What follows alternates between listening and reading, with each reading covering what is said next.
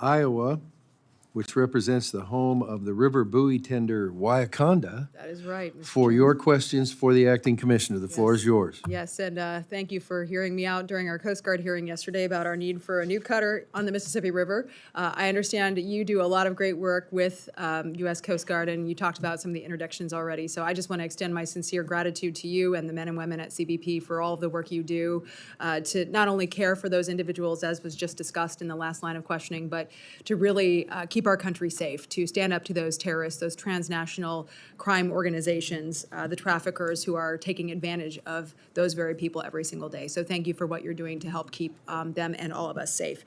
We know under the Biden administration, every state became a border state, even states like Iowa.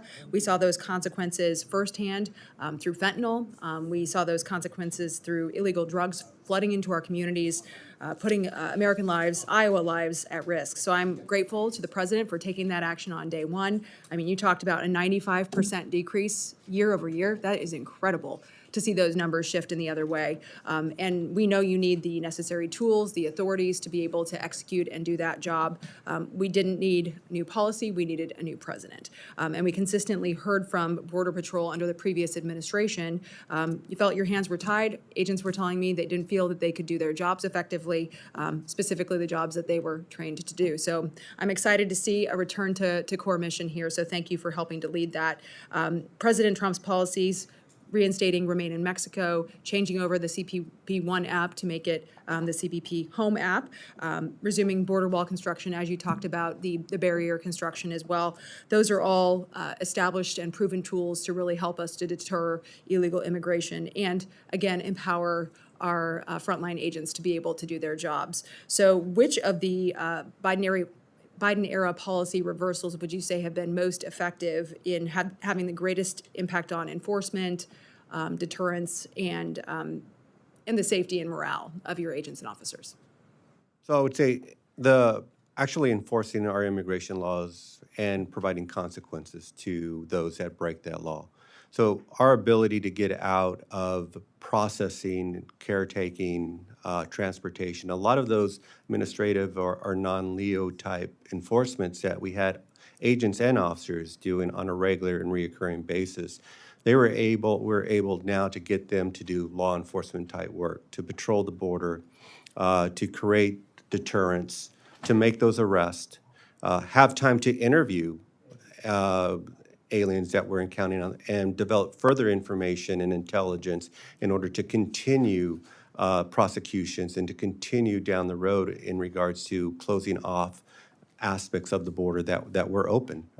The other piece I think that significantly helped us is the inject of equipment, personnel from DOD, being able to have more line of sight, being able to have more technology, to have more coverage on the border, allowing our agents to be able to respond and intercept and actually arrest those individuals crossing our border. So we've seen— You're talking like automated surveillance and Right. towers, Absolutely. cameras. So our Okay. automated autonomous surveillance towers and that type of technology that we're using across the board today. The increase of what we're doing from aircraft and unmanned aircraft patrols on the border to provide additional visibility and reaction time for our agents. So those have significantly helped in what we're seeing today in those numbers. The other piece is the consistent messaging for us, not only within what's happening at the border and within the U.S., but to countries that we had seen aliens arrive at our border from. So that messaging, and the messaging obviously matches the consequences that are being provided. Well, it's very clear with that reduction in numbers coming across the border, and to my colleague's earlier point about and making sure people are cared for, you're clearly able to do that because you have fewer people that you're having in custody. And I think that that's really important, that you can redirect those resources where they need to go. And again, I think that probably is a good morale booster for the workforce as well.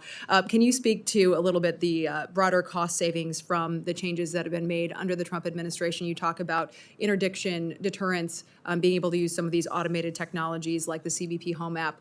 How are those efforts helping you to carry out your mission more effectively? I mean, I remember coming down to my colleague Tony Gonzalez's district and seeing those soft-sided facilities that now we don't have to pay for anymore. So how have you been able to really maximize those savings? So I think the first thing I'll start with is being able to get our law enforcement officers back to doing law enforcement work. So we've cut man hours there in regards to non-law enforcement work and being able to patrol the border, which makes us more effective and efficient based on using law enforcement hours for law enforcement work.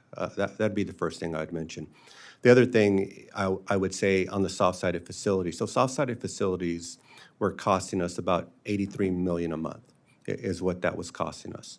So with the ability, with the numbers being significantly lowered, with our in-custody numbers, again, down from 20,000 people every day that we had individuals in custody, down to 500 to 800 a day, we were able to shut down all those soft-sided facilities.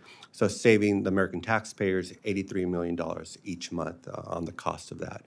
So being able to take that be able to do that internally with the resources was a significant savings for the American taxpayer. I would say that in regards to the CBP Home app and what we're doing, it's a cost-effective way to allow individuals that are here illegally or undocumented to be able to get back to their home countries on their own. It's cheaper than providing for custody and providing for transportation flights with ICE, who typically does that transportation. So it is a cost savings mechanism that allows for those in the country to depart on their own terms. Well, thank you for the great work you're doing, Acting Commissioner, and appreciate you coming to testify today. Thank you. Mr. Chairman, I yield back. The floor now for 5 minutes for questioning belongs to the gentleman from the namesake of the Uniroyal Laredo all-terrain tire. Hey, that is very good. It's a little vintage. Don't anybody think I'm giving him an ad. But the floor is yours. Thank you very much, Mr. Chairman. I am impressed by that detail, and ranking member, thank you so much. I was texting Rodney Scott. He told me to be kind, so for the record, I will be very kind, Commissioner Flores.